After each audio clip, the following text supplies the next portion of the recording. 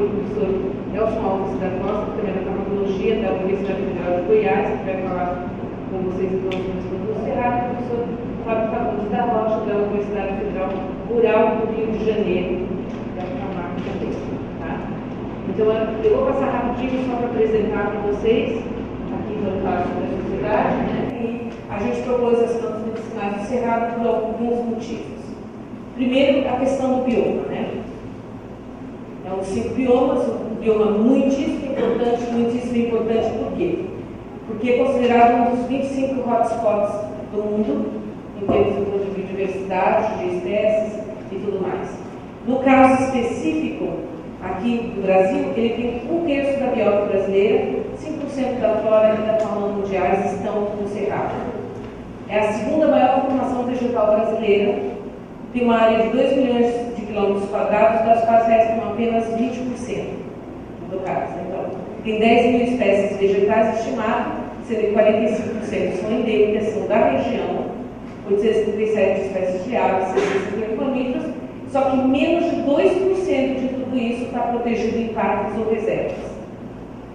Tem uma característica muito importante: no inverno seco, no verão chuvoso, isso traz algumas características para essas plantas, principalmente uma vegetação de savana tropical, com gramíneas, arbustos, árvores esparsas, que então traz uma característica muito própria aqui do Cerrado.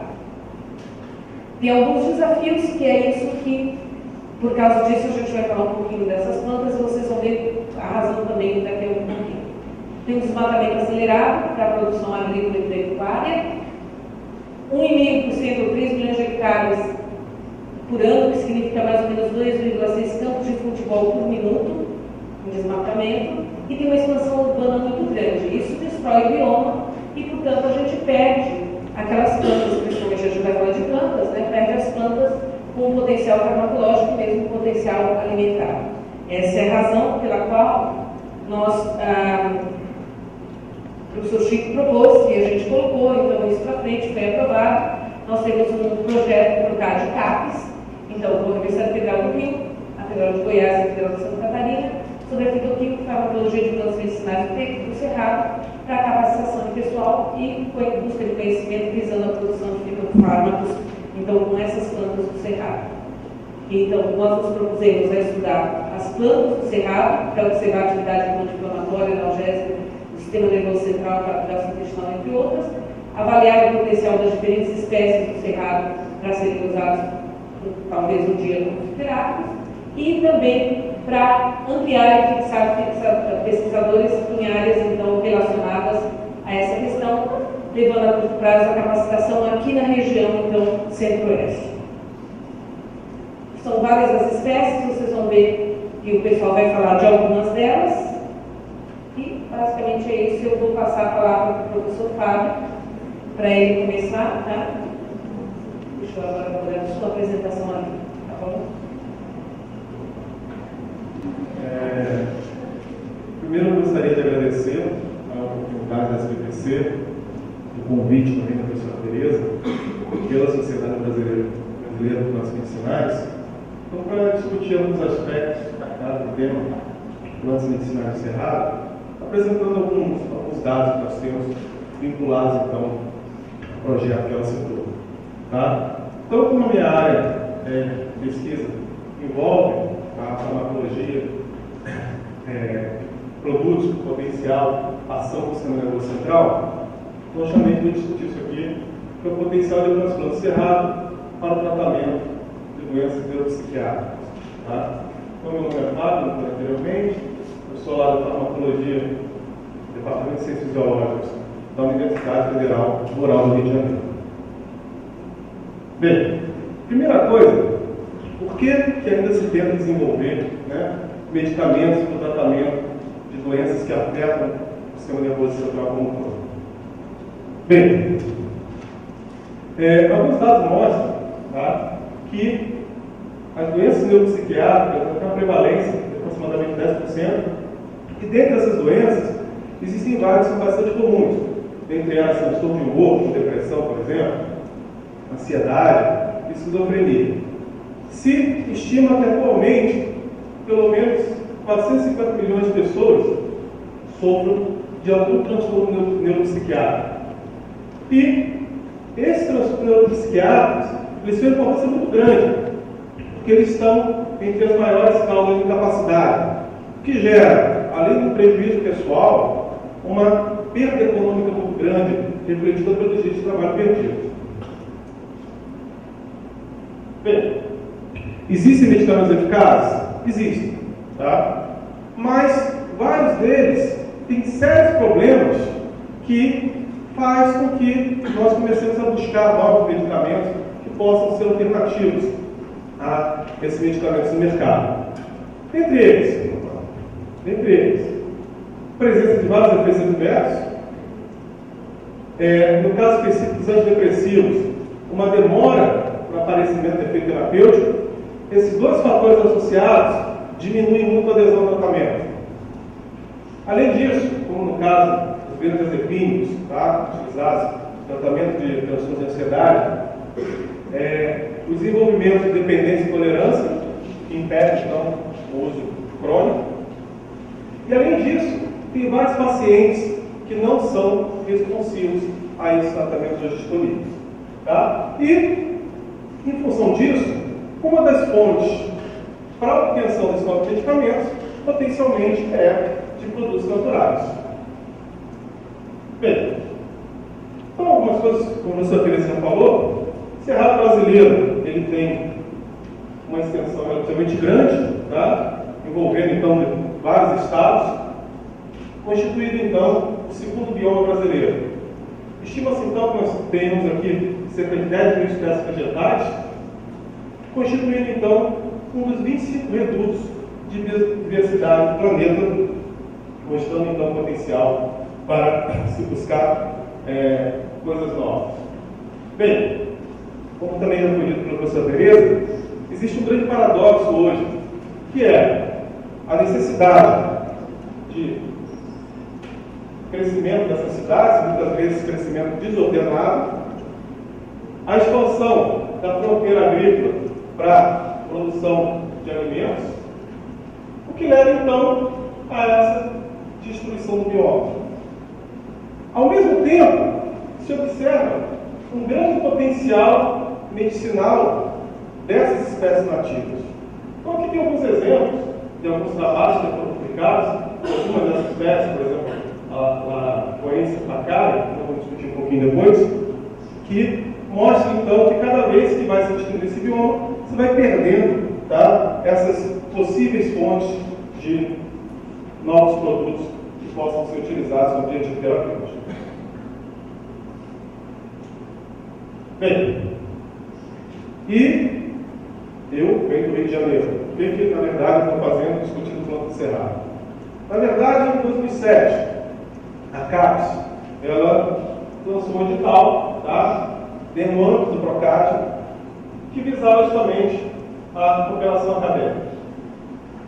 Esse projeto, então, por intermédio do professor Elson, nós juntamos e montamos um projeto cujo eixo central era justamente estudar essas plantas do Cerrado. Esse projeto, então, foi intitulado Fitoquímica e Farmacologia de Plantas Medicinais do Cerrado, Capacitação Pessoal e Busca do Conhecimento visando, então, a produção de fitofármacos. Bem, dentre as instituições que participam desse projeto, na verdade, estão o Programa de Coordenação de Farmacologia da UFSC, tá? Sob coordenação, então, da professora Tereza Cristina Monteiro de Lima, que é a coordenadora geral do projeto.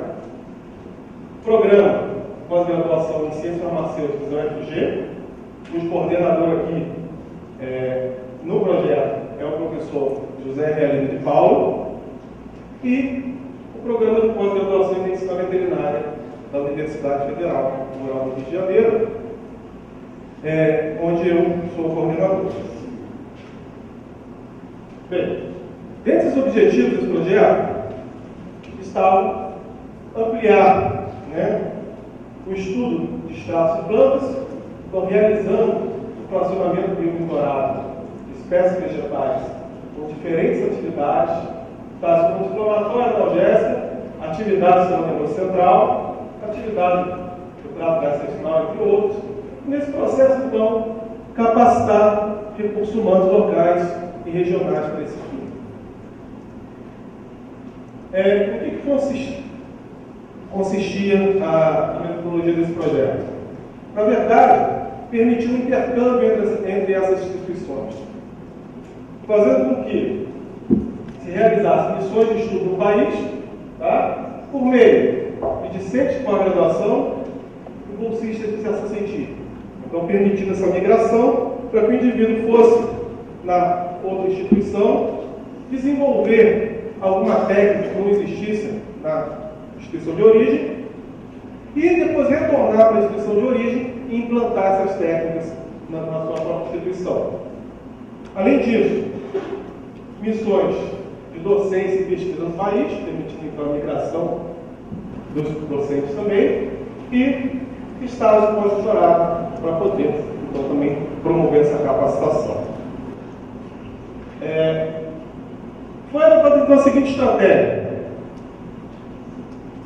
a coleta, identificação, a preparação dos extratos, a parte fitoquímica desse projeto ficou sob responsabilidade da UFG por meio do professor José Hélio Paulo. E a parte farmacológica, ela ficou dividida entre as três instituições, de forma complementar, de forma a melhorar esses estudos. Então, na UFG, o professor Elson Alves Costa. Na Universidade Rural, eu fiquei sendo responsável, e na UFSC, a professora Tereza Cristina Monteiro de Lima, além de outros professores que estão associados ao projeto em cada instituição. Então, não somos só nós, existem outras pessoas envolvidas. Bem, esse PROCAD, apesar de ser 2007 edital, ele vigorou, teve 2 anos agora, completaram 2 anos de projeto. Foram realizadas, então, 6 missões de estudo, tá?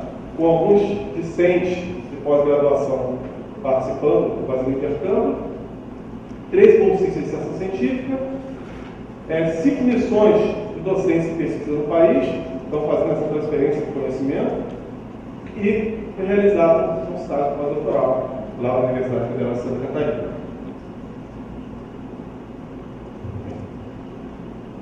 Antes de entrar nessa segunda parte, o que eu vou mostrar agora são alguns resultados, tá, no âmbito do PROCAD. Eu selecionei basicamente 2 plantas, cujo objetivo é simplesmente ilustrar o potencial terapêutico dessas plantas. Então, em nenhum momento tem a pretensão de indicar o uso de planta para tratamento de doença nenhuma. Simplesmente mostrar esse potencial, até porque existe muita coisa a ser estudada nessas plantas ainda, inclusive do ponto de vista toxicológico. Tá? Então, eu selecionei algumas fontes que já foram publicadas, tá, para poder exemplificar esse potencial. Bem, a primeira espécie é o Laconia sacchari, tá, o Pacari, ou Mangala brava. Esses resultados então foram publicados nesses 2 artigos. E essa planta é uma planta que vem sendo estudada durante muito tempo aqui pelo grupo da Universidade Federal de Goiás. Bem, de uma forma geral, foi utilizado então, um extrato hidroalcoólico local, nessas doses aqui indicadas, sendo administrado então por via oral 1 hora antes dos testes. Tá? E foi utilizado então camundongos machos suínos. Aqui nós estamos discutindo, então, outros resultados foram obtidos em outros sistemas, mas aqui eu estou enfocando, então, a ação do sistema nervoso central. A primeira parte desse estudo envolveu, então, uma triagem de ação do sistema nervoso central, consistindo, então, testes que indicassem uma possível ação depressora, que pode significar muita coisa, ou estimulante do sistema nervoso central, que também pode representar muita coisa. Então, nós utilizamos uma metodologia que consistia com o mesmo animal, passando por 3 testes diferentes, uma sequência do menos invasivo para o mais invasivo. O primeiro teste é o teste para avaliar a atividade exploratória desses animais. Então, eu tenho uma arena, tá? Está marcado aqui nos quadrados, e eu coloco o animal por 5 minutos nesse campo aberto.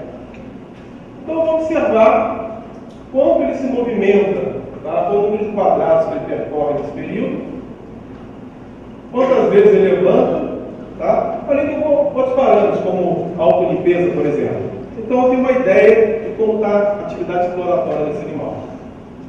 Em sequência, esse animal passou por um teste de coordenação motora, tá? Esse teste do Rotarod, em que é uma barra giratória, eu coloco o animal ali e observo se ele consegue se manter naquela barra durante 1 minuto.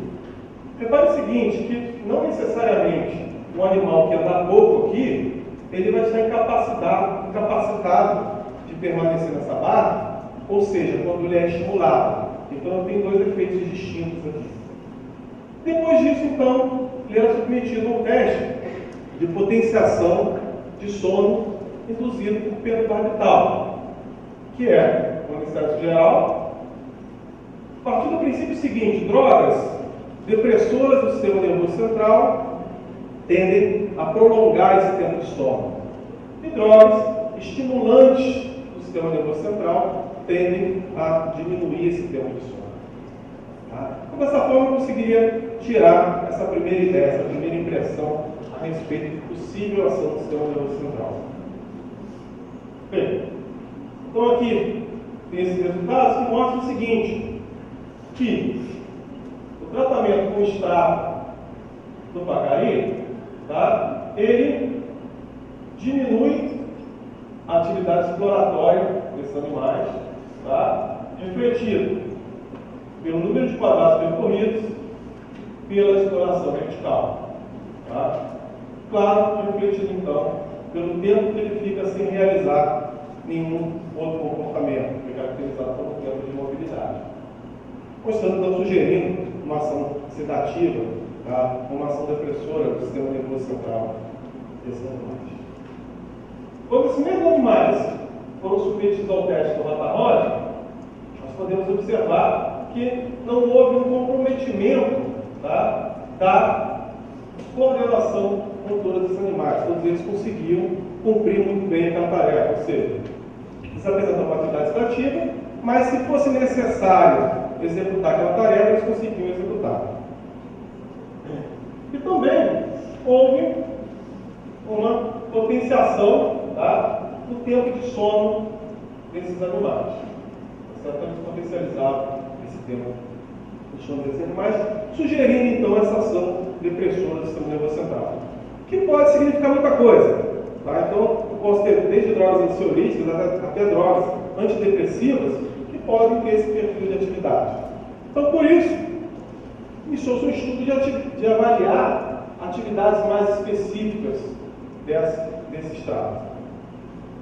Bem, o primeiro modelo utilizado foi um modelo para avaliar a atividade ansiolítica, que foi o labirinto em cruz elevado.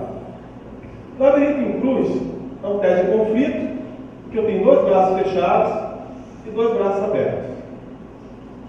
Os animais, eles tendem a ficar mais nos braços fechados. Porém, o braço aberto é mais interessante. Então, isso gera um conflito. E é visto que drogas ou fármacos que têm ação ansiolítica tendem a aumentar a exploração do braço aberto. Quando esses animais foram tratados com extrato da doença pacari, se observou o quê? Um aumento de entrada nesses braços abertos e um aumento do tempo de permanência desses braços abertos, indicando então uma possível ação ansiolítica, ou tipo ansiolítica, que são no modelo animal, para esse extrato, para essa planta. Depois disso, foi feito um outro ensaio, tá? Visando avaliar a ação antidepressiva desses ensaios. Foi utilizado o teste da natação forçada, que consiste num recipiente com água. Esse animal é colocado nesse recipiente. Se observa que, após o primeiro momento de grande movimentação, ele para. Tá? E as drogas antidepressivas, elas reduzem esse tempo de mobilidade. Esse teste é um teste que tem uma boa correlação com uma possível ação antidepressiva na clínica, que tem que ter um valor prognóstico bastante aceito. O tratamento agudo com extrato do Pacari não foi capaz, não demonstrou essa atividade antidepressiva.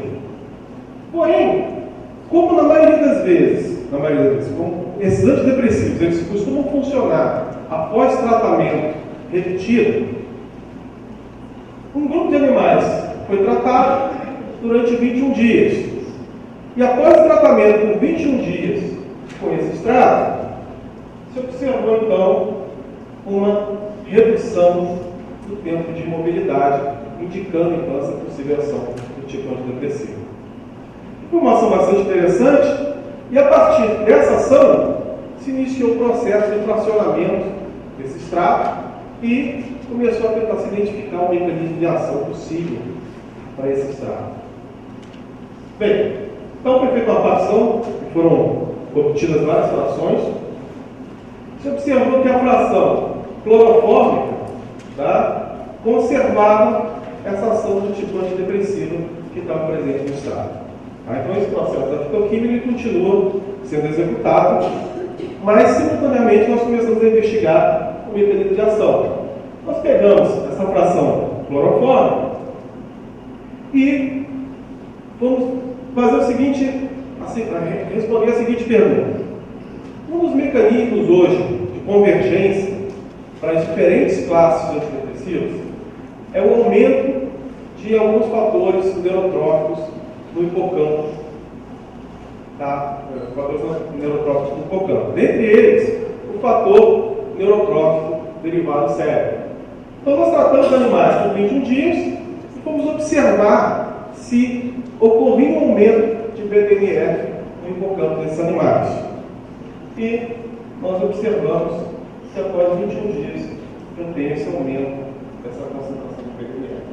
O que reforça, o que sugere bastante que essa ação seja específica. Bem,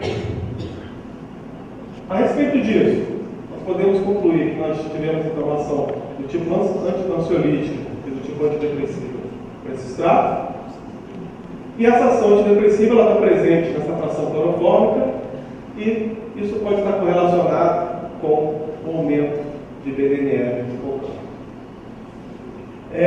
Outra planta que nós estudamos, que é uma planta exclusiva do cerrado, ela não está presente no cerrado também, mas está presente em vários outros locais, uma planta que está presente em várias regiões, que foi a hidrocotina umbelata, ou a cariçosa.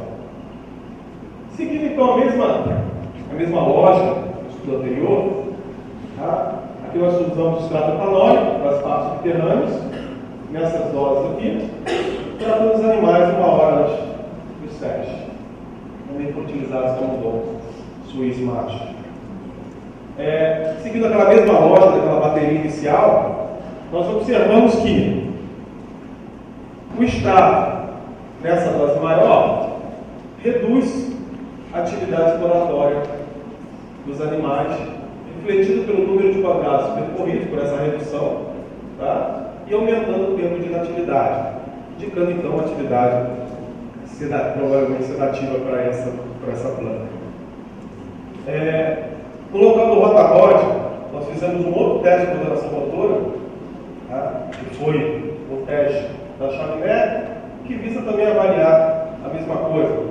Só que é um tubo de vidro que eu coloco o animal, quando ele chega na ponta do tubo de vidro, eu viro o tubo de cabeça para baixo. Então ele tem que subir em marcha reta.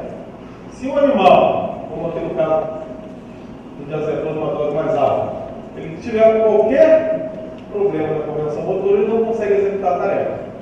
E nós observamos que não houve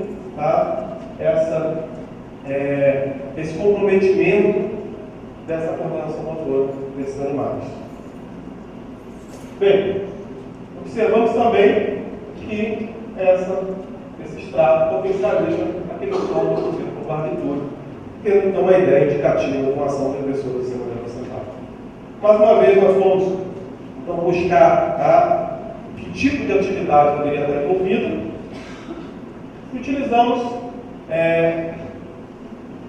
2 modelos de ansiedade. Um teste chamado de Esferas, Ele se baseia no seguinte princípio: então tem uma caixa de paraguaia e várias bolas de vidro. Na hora que eu coloco o animal nessa caixa, aquele elemento novo é aversivo para ele. Então ele tende a esconder essas esferas. Sob o efeito de drogas ansiolíticas, eu tenho uma redução do número de esferas escondidas. E mostrou então que aquela dose de 1 grama por quilo, tá, diminuía essas esferas escondidas. Bem, isso indicaria uma atividade ansiolítica. Só que tinha uma dúvida em cima disso, porque essa dose que reduz essas esferas escondidas é a mesma dose que diminui a movimentação espontânea do campo aberto. Então poderia gerar uma dúvida a respeito da especificidade desse efeito.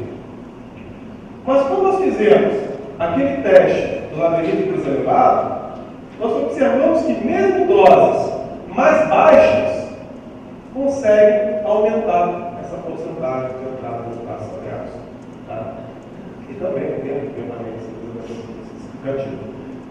Mostrando então que provavelmente essa planta tem uma atividade do tipo ansiolítica sim. Quando nós executamos o teste da ação forçada, tá?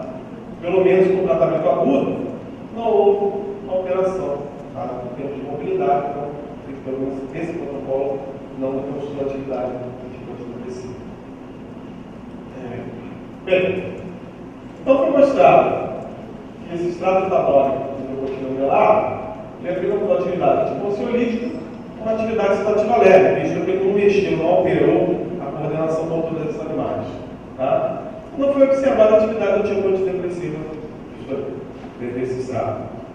Bem, esses dois exemplos eu utilizei justamente para ilustrar o potencial, tá, dessas plantas do cerrado para o desenvolvimento de futuros medicamentos, o que ainda está no estágio preliminar quando estuda esse aspecto. De qualquer forma, como conclusão geral, nós podemos tirar o seguinte: que do ponto de vista terapêutico, então, existe um grande potencial a ser explorado no Cerrado brasileiro, e essa estratégia de cooperação pode proporcionar essa troca de conhecimento e o desenvolvimento regional para a exploração dessas potencialidades. Tá? Então aqui tem os participantes lá da equipe da Universidade Federal do Rio de Janeiro. Se fosse colocar todo mundo ali, precisava de 3, 4 slides, porque tem muita gente participando. Tá? E é isso.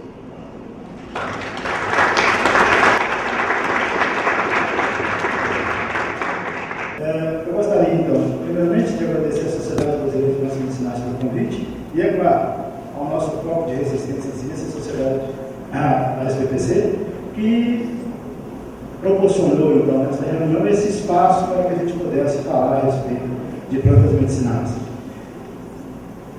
Diferentemente do professor Fábio, eu vou prender a minha apresentação buscando incentivá-los com base em resultados obtidos com algumas plantas a mais, tentando, é claro, motivar o pessoal a se dedicar ao estudo da farmacologia devido à sua necessidade para que nós possamos, de fato, aproveitar a potencialidade deste bioma e no futuro, quem sabe, proporcionando a descoberta e a preparação de novos medicamentos, mas de forma segura e consciente.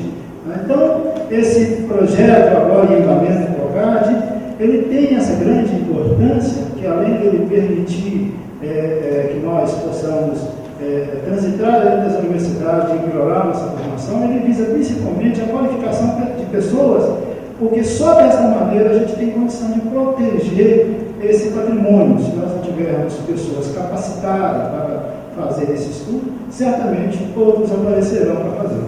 Né? Então, eu vou falar um pouquinho a respeito da experiência que nós temos lá no laboratório, alguns resultados que nós obtivemos com plantas do Cerrado. Isso começou mais ou menos em 1997, quando eu cheguei. Uma parte dessas plantas foram coletadas naquela época. É claro que com a ajuda financeira de algumas agências, as perspectivas foram melhorando, as diretrizes foram alterando e que nós concluímos agora, então, tendo conquistado este PROCAD, que nos permitiu dar, sem dúvida nenhuma, um salto de qualidade. Bom, A primeira coisa que é muito importante se falar de plantas medicinais é essa ideia equivocada que às vezes reina na população de que o fato de ser natural é seguro. Isso não é bem verdade.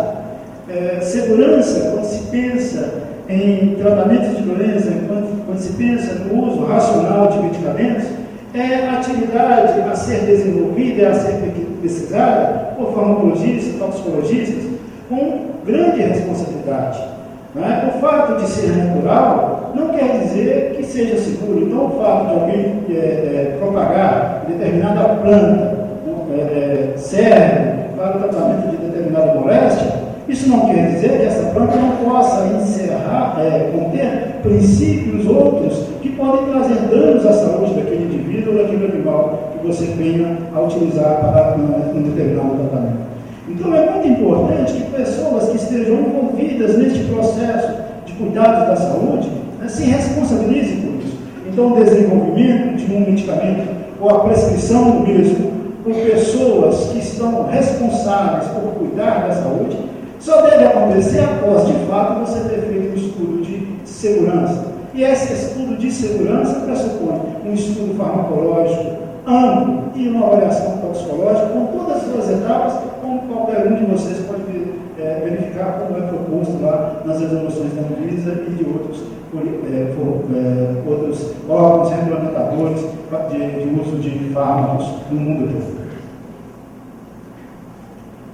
Bom, então, o que eu vou fazer aqui é apresentar para vocês alguns dados obtidos no Laboratório de Farmacologia de Produtos Naturais em parceria com os laboratórios, como o professor Flávio já disse, e eu vou falar a respeito então de duas espécies vegetais. A primeira delas é o esporão de galo. Esse esporão de galo, que o nome científico é Celso, tem aí as suas folhas curtas, pecioladas, ovaladas, e devido a essa variabilidade no tamanho dessas folhas, às vezes você encontra várias sinonímias botânicas e diferentes nomes populares.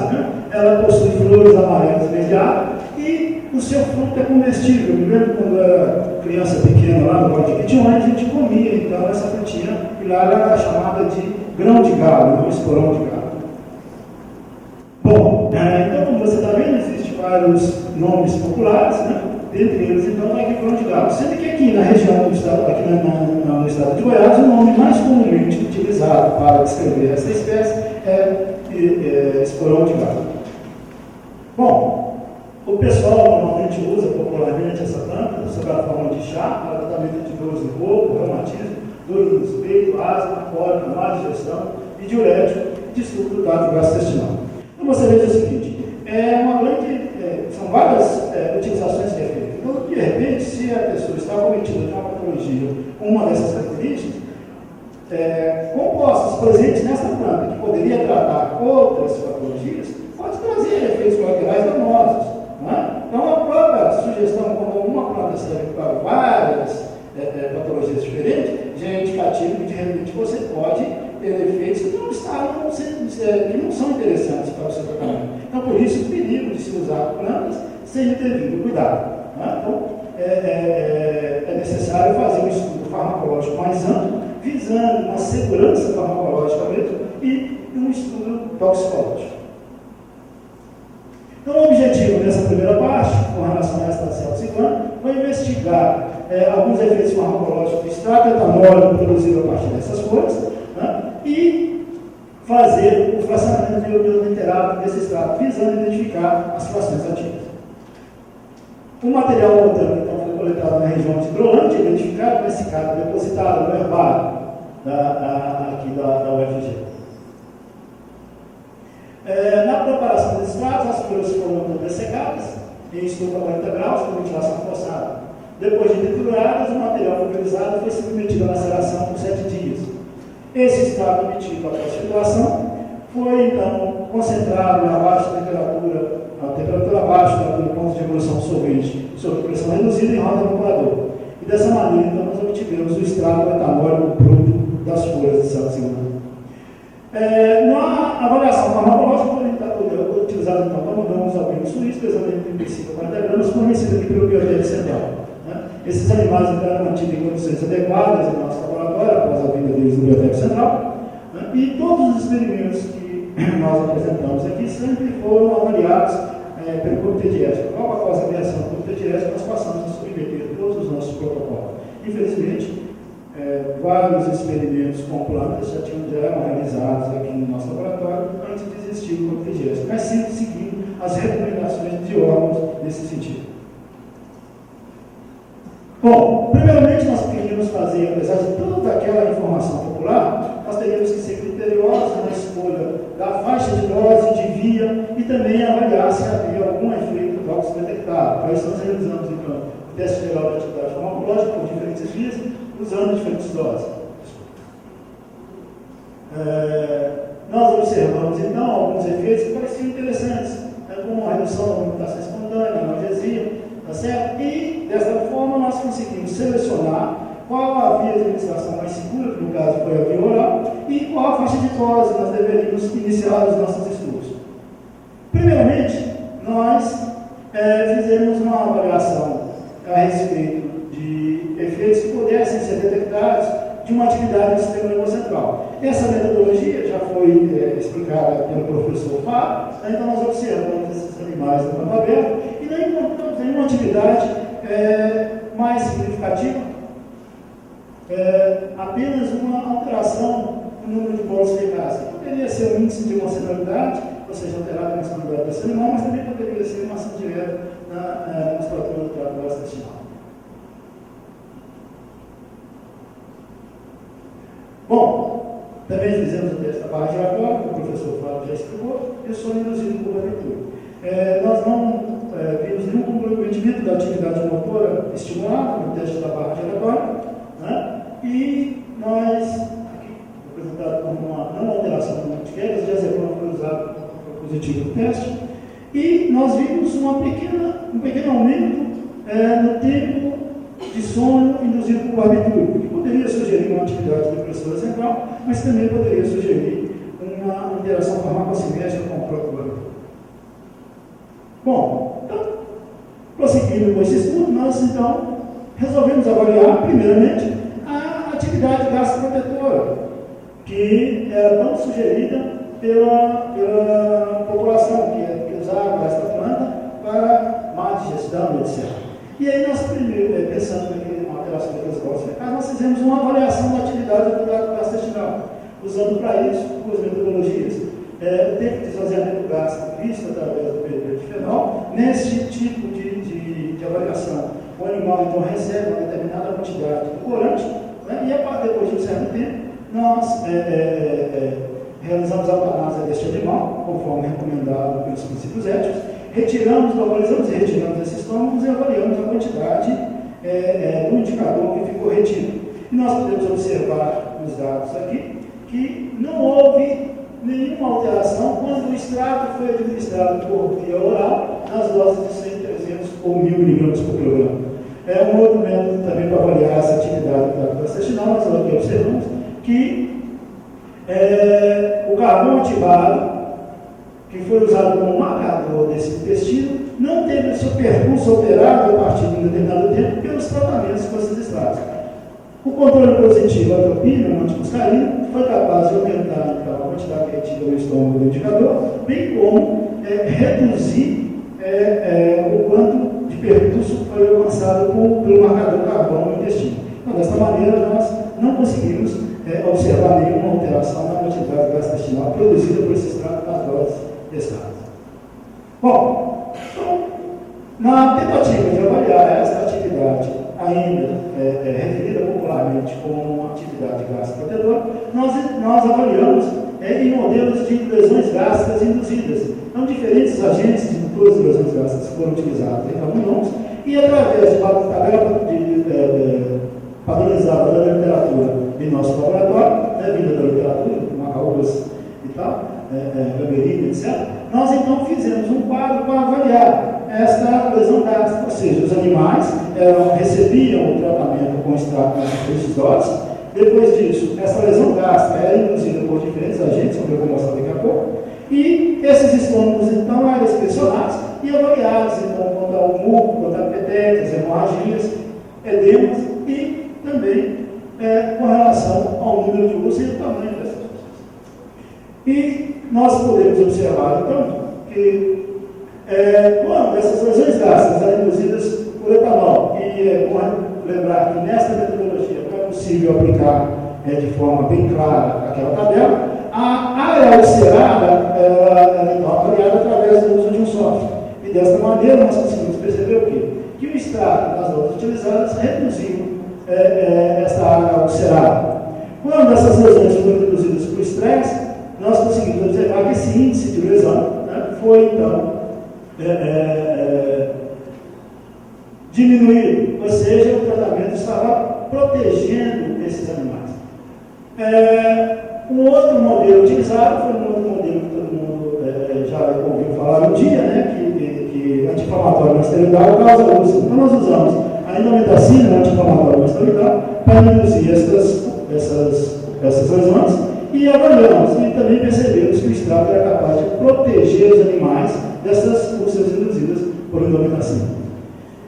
E, de maneira também bastante que nos satisfez muito, foi observar que quando nós realizávamos uma cirurgia fazendo a ligadura pilórica, e com isso induzia a úlcera a partir de um determinado tempo desses animais, o tratamento com esse extrato dessas diferentes doses foi capaz de reduzir essa úlcera. Só que neste modelo aqui, esse extrato não era administrado aos animais por via oral, mas sim por via intraduodenal, que foi bastante interessante porque, desta maneira, mesmo que houvesse nos modelos anteriores uma barreira física e por isso a proteção ocorria devido à simples barreira física do extrato, neste modelo aqui a barreira física não colabora, visto que o extrato precisa ser absorvido para poder apresentar o seu efeito gastroprotetor.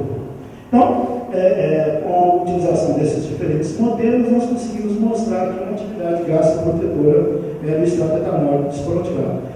Para a gente proteger a mucosa, a gente pode aumentar os agentes protetores, como muco, carbonato, etc., ou reduzir os agentes agressores, como ácido, etc.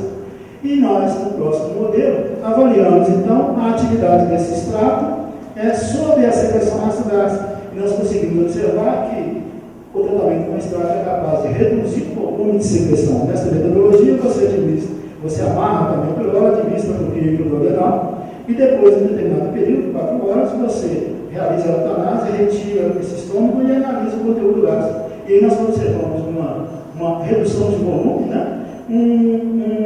uma redução na acidez livre, aqui registrado pelo aumento do pH, e uma redução na acidez total. Então, é sugestivo de que esse extrato estava causando, então, uma redução na secreção ácido gástrica deste animal, e isso poderia, em parte, justificar aquele efeito gastroprotetor observado nos momentos anteriores.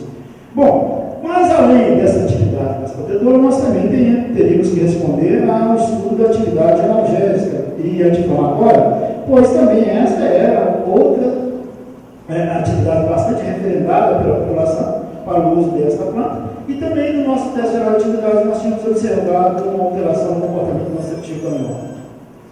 Bom, o primeiro teste que nós utilizamos para avaliar uma atividade analgésica foi um teste clássico chamado contorção abdominal. Nesse modelo, o animal recebe um estímulo doloroso na cavidade peritoneal e a gente avalia essa resposta através do número de contorções abdominais que ele apresenta em 30 minutos.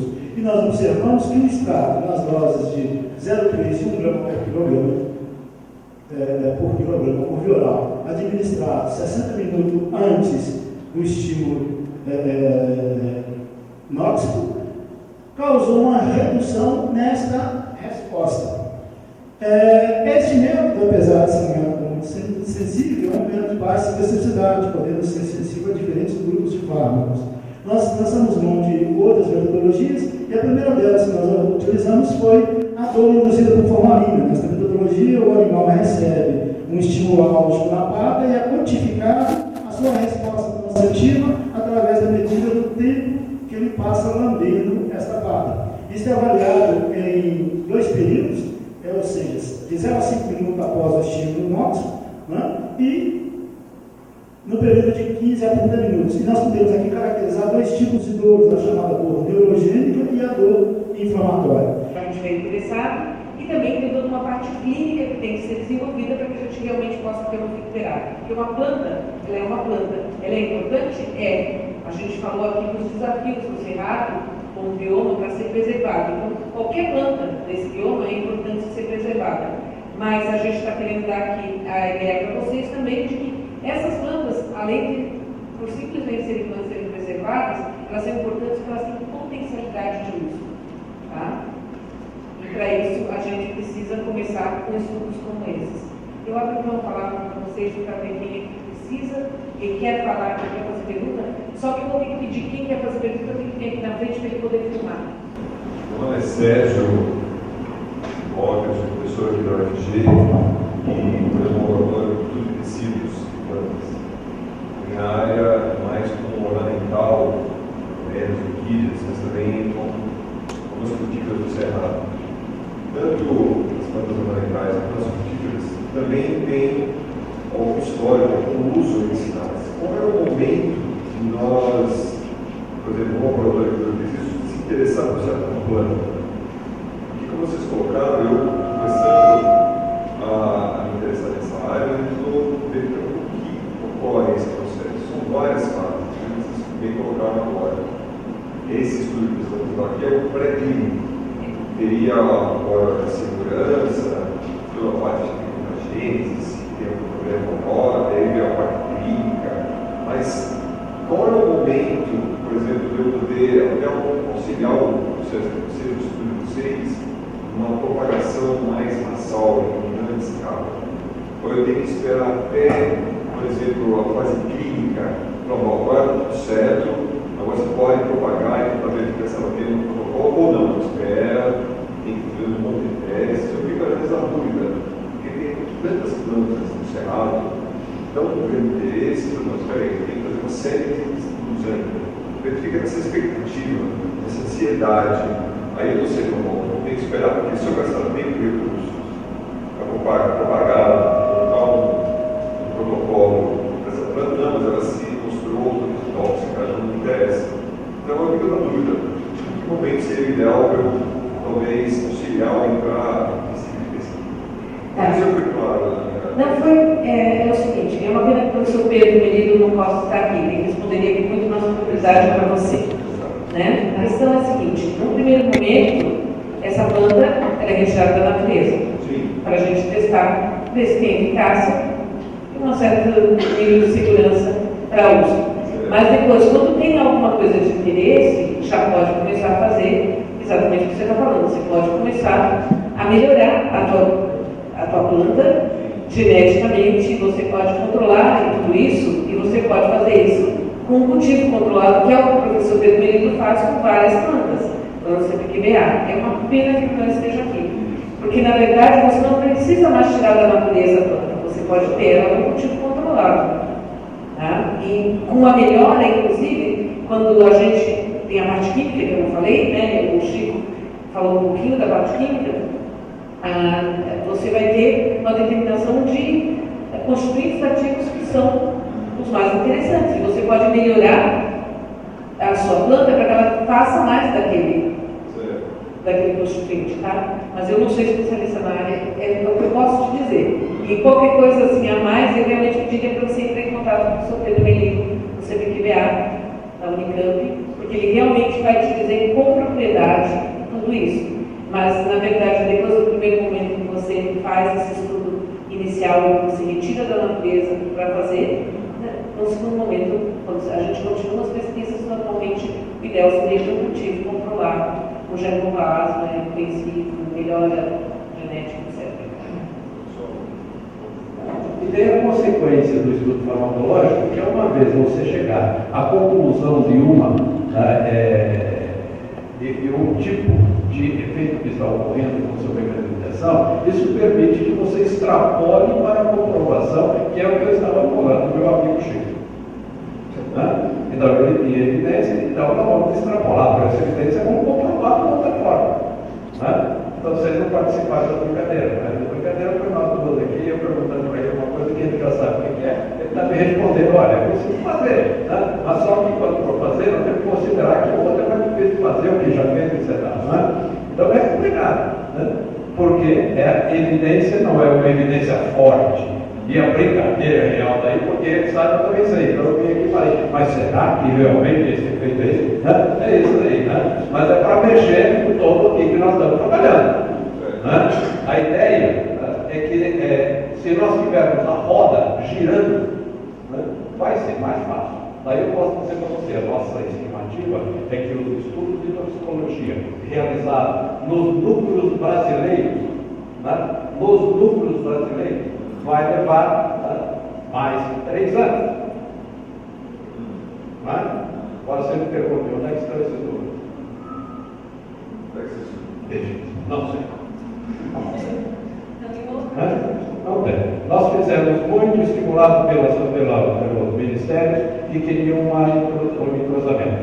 Alguns grupos apareceram. Né? Esses grupos, no entanto, eles não subsistem. Porque o estudo de toxicologia é extremamente caro. Entende? E para manter um grupo desse funcionando, é preciso ter demanda. Se não tiver demanda, como é que você vai manter o próprio animal de experimentação naquelas condições que são necessárias para o estudo? Quem é que paga? Porque a primeira etapa é fácil. A primeira etapa, todos nós temos rato, não é? Você tem um rato, não tem? É igual ao meu rato? Não é igual ao meu rato. Ainda que deve ter vindo da mesma colônia. Mas está vivendo num ambiente diferente. Você fala, não, mas rato é rato. Todo rato é branquinho por rato, né? É a mesma coisa que você dizer que todo japonês é igual. Tem japonês aqui? Eles falam que nós é que somos todos iguais. No Japão, muitos diziam isso, olha, é parecido com ele. Agora aqui nós somos todos iguais. Nós também não somos todos iguais. Então os ratos não são todos iguais. O que nós procuramos é fazer uma padronização mantendo toda a cepa a longo prazo em condições controladas. Essas condições sim nós podemos controlar. Se nós temos uma matriz de origem que sirva para o meu grupo, para o grupo dele, nós vamos ter uma grande probabilidade de estar trabalhando com animais que sejam semelhantes. Então, esta é a primeira etapa. Mas a primeira etapa é sobrada.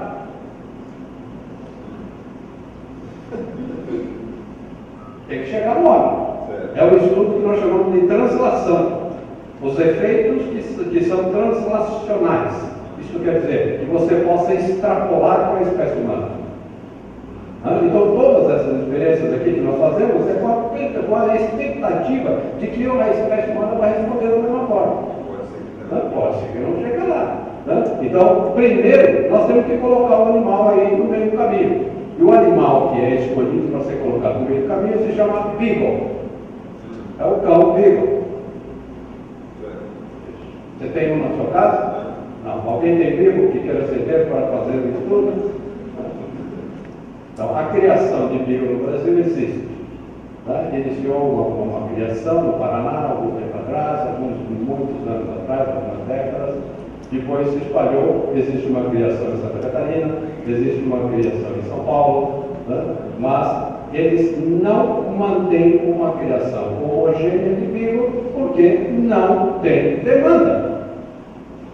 Em algum lugar do mundo existe alguma forma de manter esse grande serviço animal? Existe algum lugar?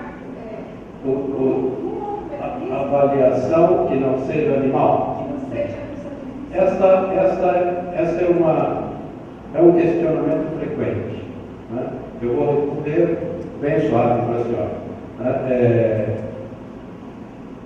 A tentativa existe com um prêmio anual daqui ao redor de $50 mil, para quem forneça o método que leve a não necessidade de utilizar animais. E o prêmio tem sido dado a alguns indivíduos que fornecem um método com probabilidade de que daqui a alguns anos a gente não precisa. Atualmente, não há como substituir a vida. Então, isso implica em que todos aqueles mecanismos capazes de manter a fisiologia celular devem ser, né, todos estudados, né, e devem ser mantidos, e devem estar com o seu funcionamento que a gente possa controlar. Né? Isso só mantendo o animal vivo. A colipa, vocês sabem o que é a colipa? É a grande união dos laboratórios de cosméticos europeus, Colipa. Tá? Eles propõem, tá, que o estudo de cosméticos, tá, não utilize animais. Tá? Isso é o que é propagado no mundo. Tá? Mas se a senhora for, entre no Google, entre no Colipa e procure lá, tá, avaliação de cosméticos sem animais e avaliação de cosméticos com animais. Tá? E a senhora, por favor, confirma o que eu vou falar, porque, tá, eu li e vou dar a minha interpretação, que é exatamente o que está escrito lá. Tá?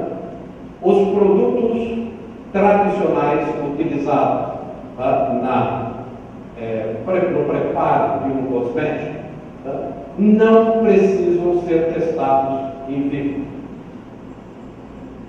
Então existem ao redor de 12, 15 bases clássicas utilizadas para preparar um cosmético. Tá? Mas são clássicas, são tão antigas e tão utilizadas no mundo inteiro, tá, que eu até concordo, vai fazer o teste de toxicologia para quê? Tá? No entanto, se a senhora puser um produto novo misturado na base, esse produto novo tem que ser estudado antes quanto à sua inocuidade ou toxicidade eventual. Isso está escrito lá. Né? Mas, depois que foi feito isso, no preparo do cosmético não se faz mais teste de animais. Eu fui sutil o suficiente? Só estudar antes. Mas depois, para fazer o cosmético, como para preparar uma misturadora com as bases de produtos novos, aí não precisa fazer mais. Mas não, porque já foi feito antes. Não é? Então, até hoje, nós não temos como eliminar a necessidade de fazer a intermediação para chegar à espécie humana. Eu, brincando, eu sempre disse, né, que eu também prefiro trabalhar na espécie humana. Pois se eu estou fazendo um produto para ser aplicado na espécie humana, por que eu não faço direto na espécie humana? Por que eu vou fazer no rato? Não é? E isso causa uma comoção que eu espero que vocês não levem, que eu estou dizendo que eu devo fazer o estudo no homem, tá? Porque tem alguns que saem daqui e falam, a aula é a ética dele, dizendo que tem que ser utilizado. Tá? É para causar impacto. Não é? Para causar impacto. Porque todo o estudo pré-clínico é para evitar um acidente no homem. Com o estudo pré-clínico, nós podemos variar a espécie, a dose, a via, a combinação possível até de drogas. Nós podemos fazer um estudo que leve a uma toxicidade para que a gente veja se é possível fazer o resgate da intoxicação provocada. Isso eu não posso, claro, não posso fazer nos animais que vão aumentando a vida média, como um cão que custa uma fortuna. Um cão. Então, esse daí tem que ser por etapas. Se você me pergunta quantos produtos nós vamos conseguir passar do rato para o cão, eu vou dizer para você outra vez, eu não sei. Nós vamos ter que fazer um estudo e a hora que chegar com número suficiente para estudar no cão, a gente fala, olha, a estimativa de acerto dos nossos estudos todos é X. E hoje nós não podemos dizer isso. Infelizmente. Desculpa eu ter isso. Eu só queria complementar, eu sou uma das toxicologia, quem é que paga a conta? O estudo clínico, quem é que paga a conta? Também é caríssimo. Né? Então, tem que ter gente interessada em fazer, como foi o caso desse produto desenvolvido. Tem que ter gente interessada em fazer o estudo clínico também. Não é simplesmente a parte pré-clínica, a gente vai bem na universidade, com projetos, com isso, com aquilo. Mas a toxicologia é cara, a pré-clínica é cara. Alguém tem que estar interessado, esse alguém é a indústria. Mesmo dentro da pré-clínica, você tem algumas dificuldades. dificuldades assim? A primeira parte é difícil, muitas vezes, você conseguir associar para a fitoquímica andar junto. Então isso é uma coisa complicada. Tem algumas complicações de coleta, tudo isso atrasa um pouco. E conseguir financiamento para estudar a planta é difícil. Então a maioria das coisas, com exceção desse projeto, né, que realmente custeava algumas coisas, mas também não é muito dinheiro, a maioria das coisas que são feitas com planta, pelo menos as coisas que eu trabalho assim, são restos de outros projetos. Então tem projeto que estudar outra coisa, aquilo traz dinheiro, como as metodologias são semelhantes, então você aplica para poder estudar isso. Então é muito difícil você conseguir esse momento. Até porque você tem uma pressão acadêmica muito grande. Você está na pós-graduação, eles querem saber, você tem que publicar 2 artigos por ano, tá? Em revista que tem impacto acima de 3, seja atualizada, tá bom? Só que o trabalho com planta, você demora um tempo muito grande, tá? E existe uma grande dificuldade para você conseguir publicar em revista de impacto. Isso pelo lado acadêmico, não estou nem falando da questão de publicação. Então você consegue comentar pelo lado acadêmico.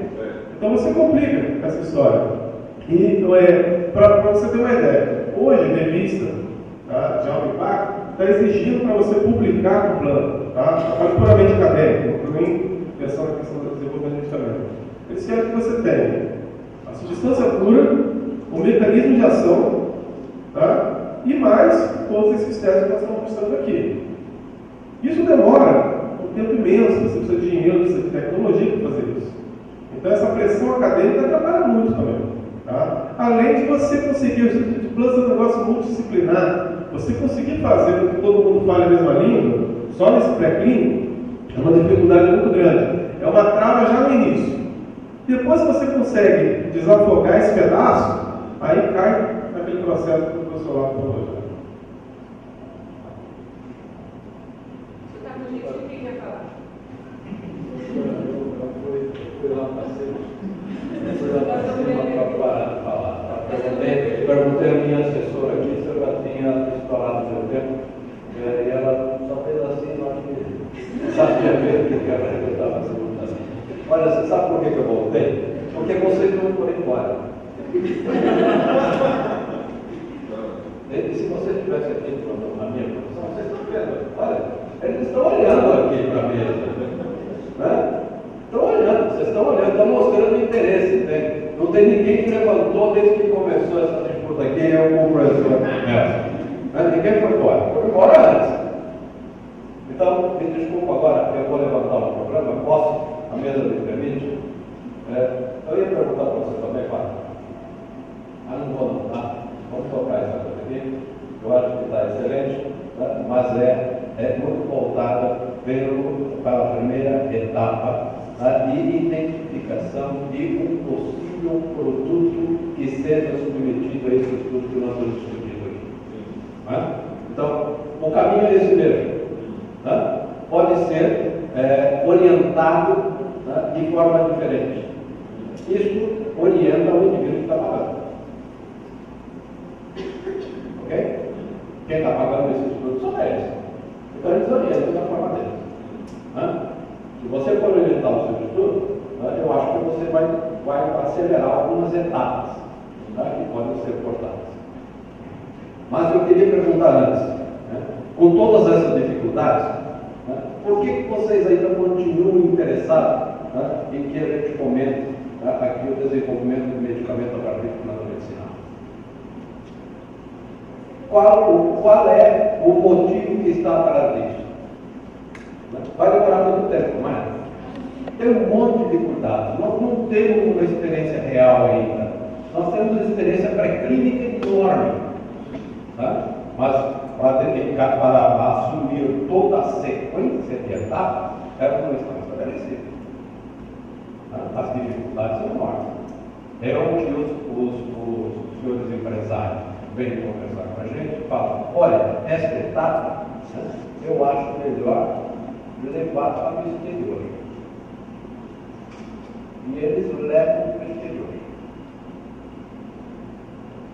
Mas eu vou dizer para vocês estão prementes de um produto altamente inovador que vocês têm na mão, tá? É mais barato no exterior. Não sei se você vai ter o resultado que você quer, mas o estudo é mais barato. A exigência dos nossos órgãos regulamentadores, né, são as exigências copiadas das internacionais, por uma razão simplérrima. Né? Eles têm experiência, nós não temos. Nós vamos copiar quem não tem experiência? Pelo menos isso a gente já desenvolveu, não é? Mas, então nós temos que saber o que realmente nós estamos querendo com esse desenvolvimento de medicamento. Né? Eu gostaria que vocês pensassem, mas eu não vou dar muito tempo, não, que eu vou responder. Né?